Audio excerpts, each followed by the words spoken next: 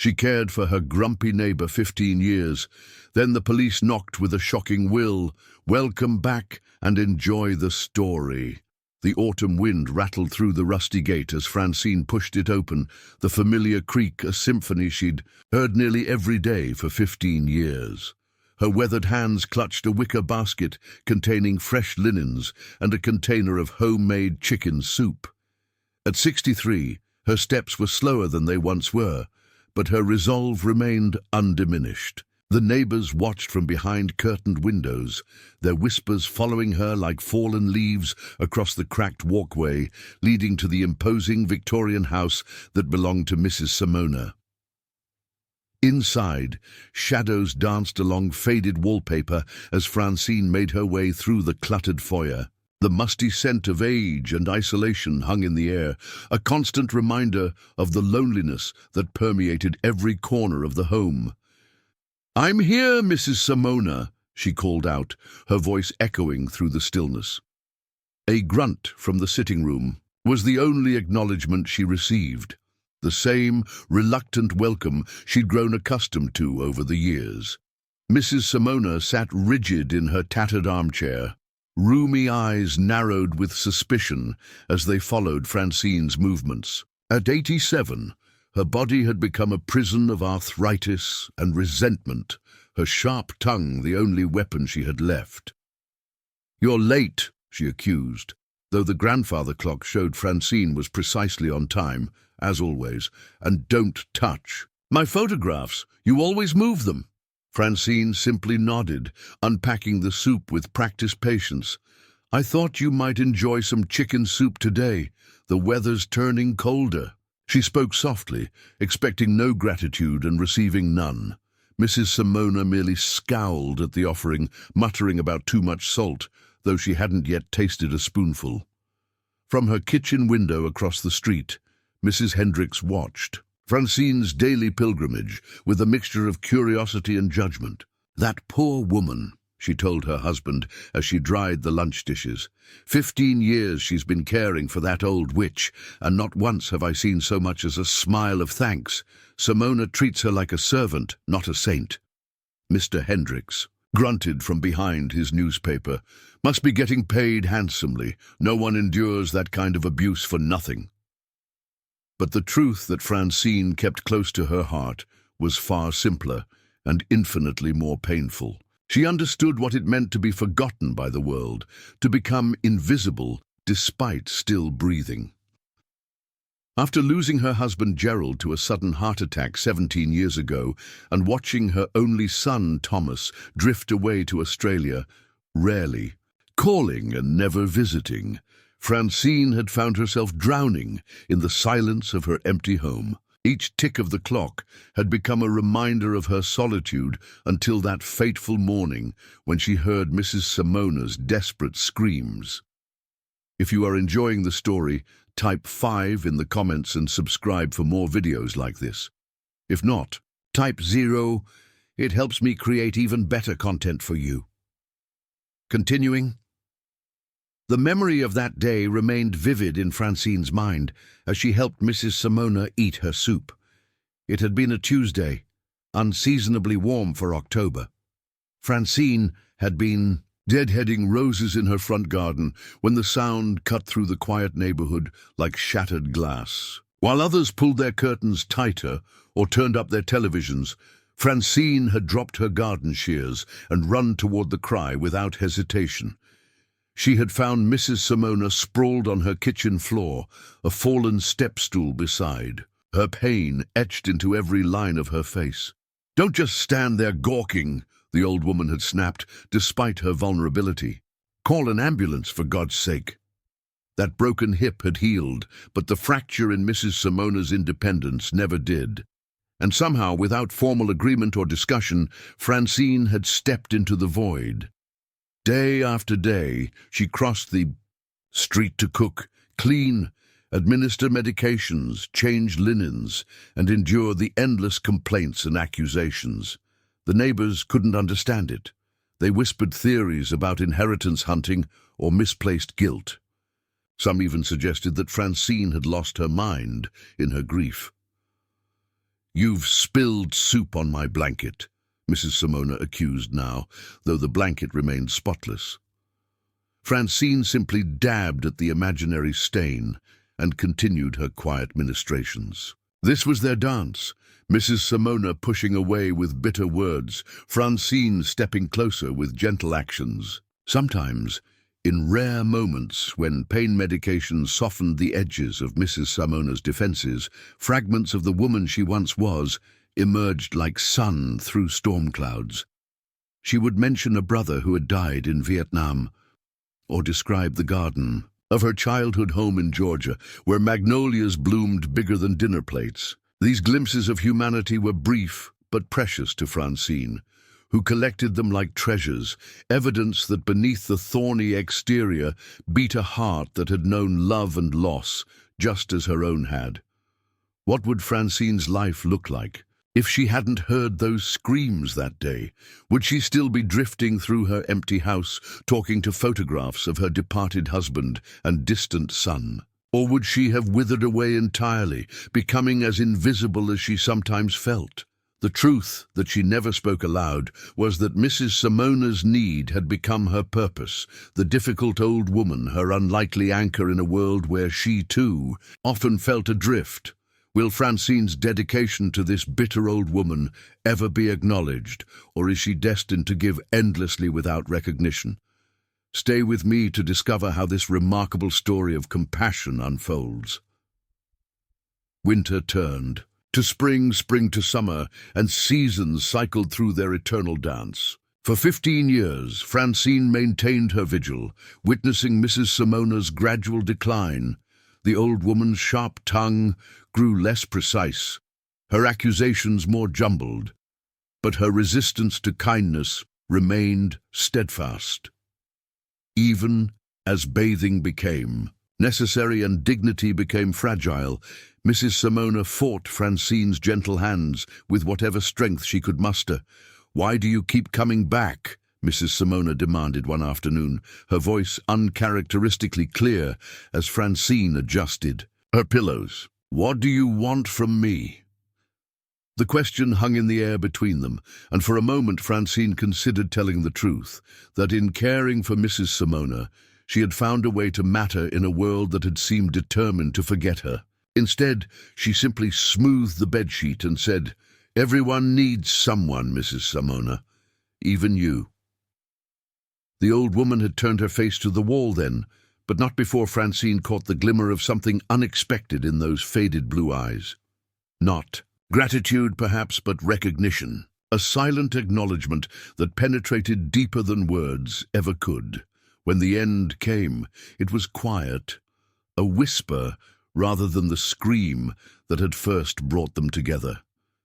Francine had arrived with fresh flowers to find Mrs. Simona unresponsive, her breathing shallow. She had called the ambulance, held the gnarled hand throughout the journey to the hospital, and kept vigil beside the sterile bed until the last breath slipped away just before dawn.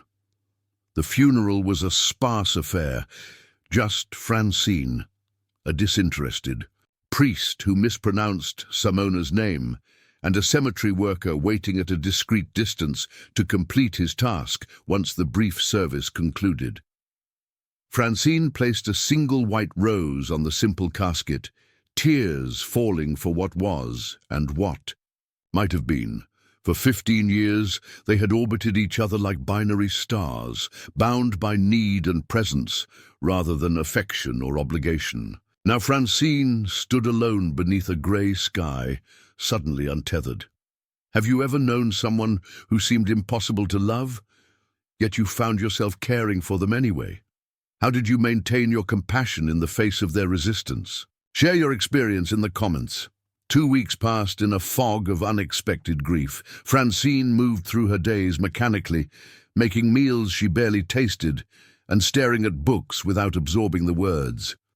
The house across the street stood empty and accusing, its darkened windows like closed eyes. Several times she found herself reaching for her basket of supplies before remembering there was no one waiting for her care.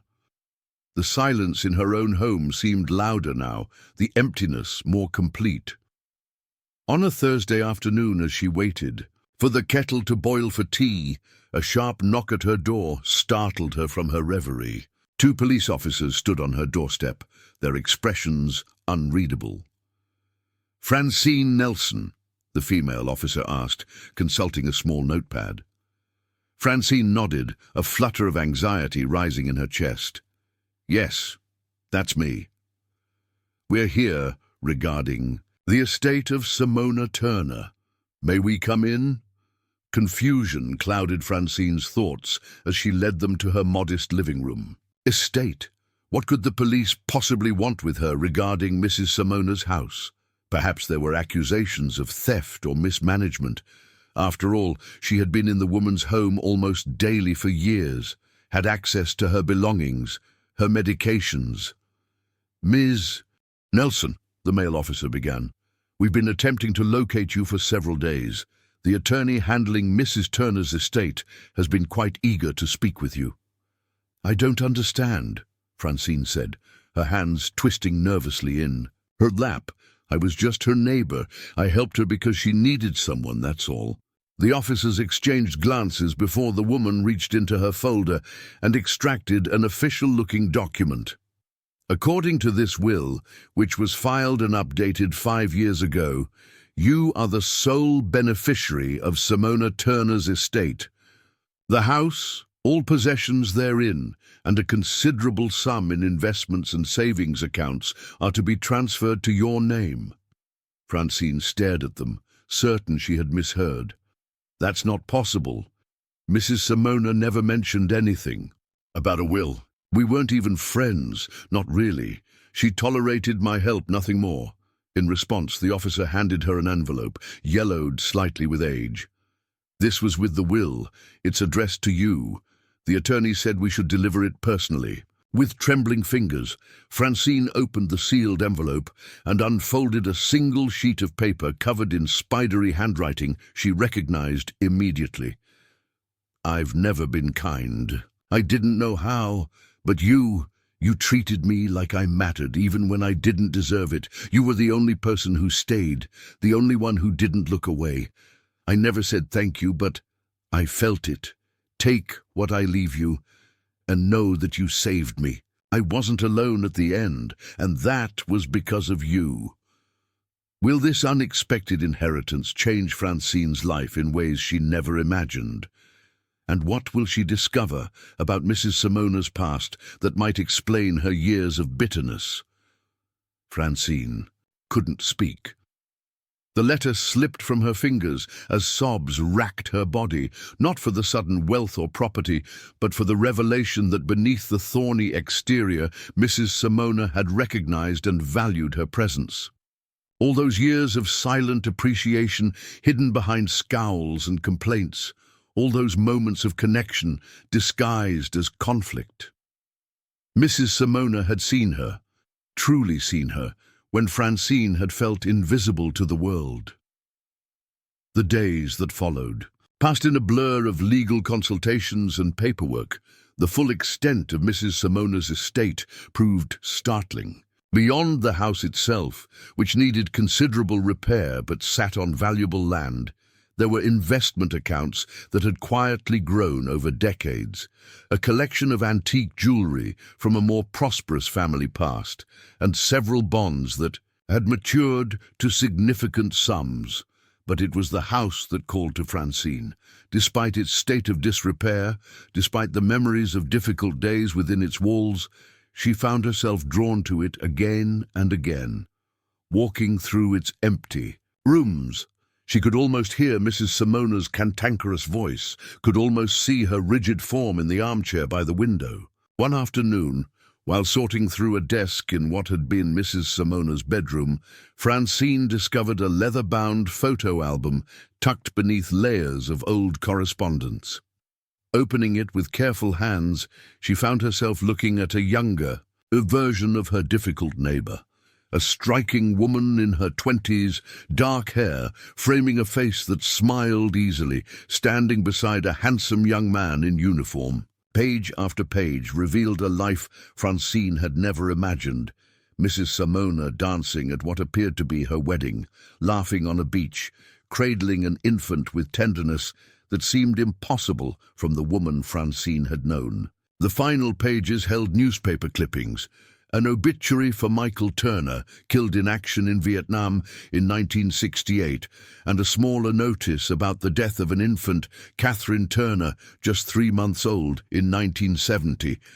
Suddenly the pieces began to fit together.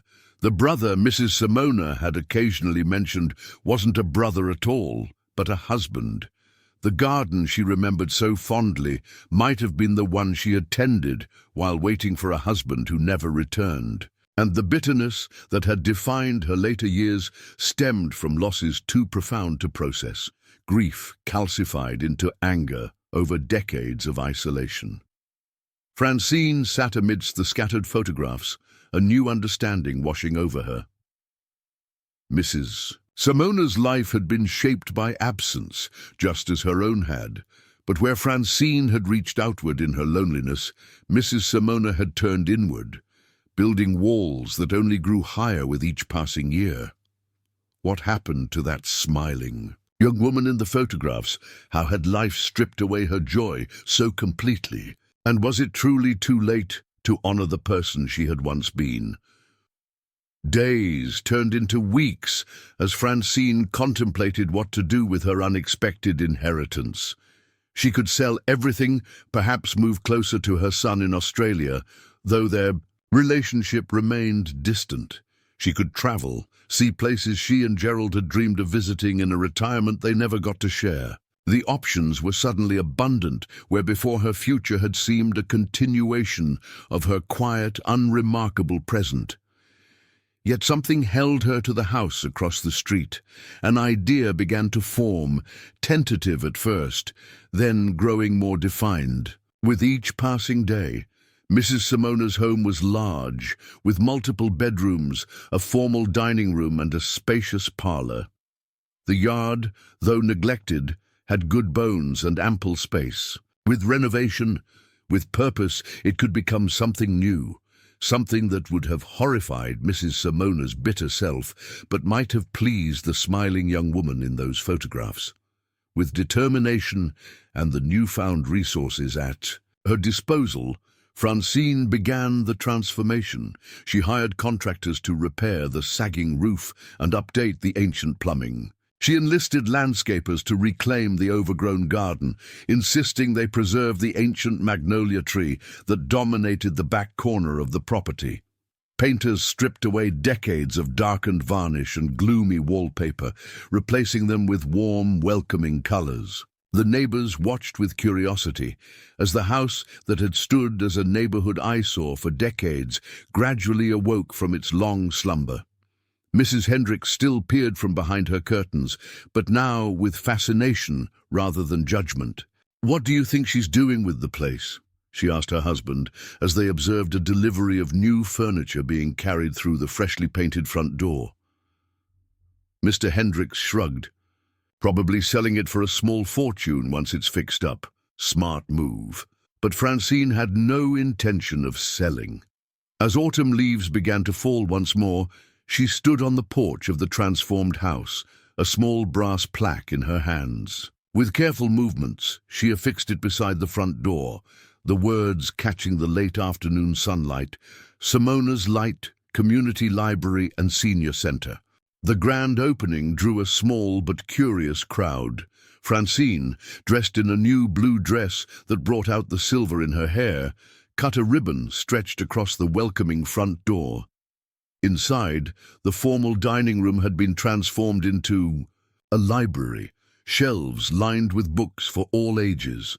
The parlor now featured comfortable seating, arranged in conversational groupings, a coffee and tea station in one corner, and a calendar on the wall already marked with scheduled activities: book clubs, craft circles, chess tournaments, and afternoon teas. "I wanted to create a place where no one needs to feel alone," Francine explained to a local reporter who had come to cover the unusual story. "A place where the elderly in our community can find companionship, engage their minds, or simply sit In comfortable silence, with others nearby, she didn't tell the reporter about the photograph of a young Simona Turner that hung in the entrance hall, or about the collection of magnolia-scented candles that perfumed the rooms with the fragrance of memories. Some things remained private, a silent conversation between Francine and the woman whose legacy had made this transformation possible. What will happen when the community discovers this hidden gem created from years of silent suffering? And how will it change not just Francine's life, but the lives of others struggling with loneliness? In the months that followed, Simona's light became a quiet revelation in the neighborhood. It began slowly, a retired English professor discovering the well-stocked poetry section, a widower finding solace in the chess corner, 3 elderly sisters making the library a regular Tuesday afternoon destination. Word spread through the retirement communities and assisted living facilities nearby. The lonely, the bored, the forgotten. They came with hesitation at first, then with growing eagerness. Francine was there every day, not as an authority figure, but as a fellow traveler on the journey of aging. She poured tea, recommended books, listened to stories of grandchildren who rarely visited, and medical appointments that loomed large on otherwise empty calendars. She recognized in many visitors the same isolation she had felt before Mrs. Simona's screams had given her day's purpose. Among the regular visitors was Walter, a former architect in his 70s whose hands now shook too much for the precise drawings that had defined his career. He came first for the architecture books, but stayed for the companionship, gradually assuming the role of unofficial building superintendent, his experienced eye catching minor issues before they became problems. "You've created something remarkable. Here," he told Francine one quiet afternoon as they sat on the back porch, watching birds visit the feeders they had installed together. "I haven't felt useful in years, not since retiring. Now I have somewhere to be, something to contribute." Francine smiled, recognizing in his words an echo of her own experience. "We all need to matter to someone," she said simply, "even if it's just to remind them to take their medication or fix a loose floorboard." As winter settled over the neighborhood once more, Simona's light glowed with warmth against the early darkness. Holiday decorations appeared, not the elaborate displays of younger households, but tasteful arrangements that acknowledged the season without overwhelming the senses. A small Christmas tree in the corner of the library became a conversation piece as visitors brought ornaments with stories attached. A glass ball from a 50th anniversary celebration, a handmade star crafted by a grandchild, a delicate angel that had survived 3 generations of Christmases. On Christmas Eve, Francine hosted a small gathering. Walter played carols on the upright piano they had recently acquired. Mrs. Hendricks, who had gradually transitioned from neighborhood gossip to enthusiastic volunteer, arranged platters of cookies contributed by various visitors. The room hummed with conversation and laughter, the atmosphere so different from the oppressive silence that had previously defined the house that Francine occasionally found herself disoriented by the transformation. During a quiet moment, as she stood adjusting a garland above the fireplace, Francine felt, rather than saw, someone beside her. It was Elise, a quiet woman in her 80s who rarely spoke during her visits, but never missed a day, arriving precisely at 10 and departing at 4, as regular as the grandfather clock that still stood in the hallway. "I knew her, you know," Elise said softly, nodding toward the photograph of young Simona that held its place of honor near the entrance. "Simona. We were girls together, before the war changed everything. She wasn't always as people remember her." Francine turned. "Surprised you never mentioned that." Elise's smile was tinged with sadness.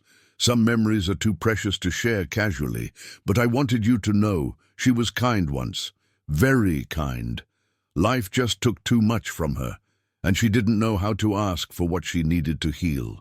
The words settled around Francine like a blessing, confirmation that her instincts about the woman beneath the bitterness had been right all along. "Thank you for telling me," she said, reaching out to squeeze Elise's thin hand. "No," Elise replied, her eyes bright with unshed tears. "Thank you for remembering her this way, for creating something beautiful from her pain. It's a kind of redemption, isn't it, for both of you?"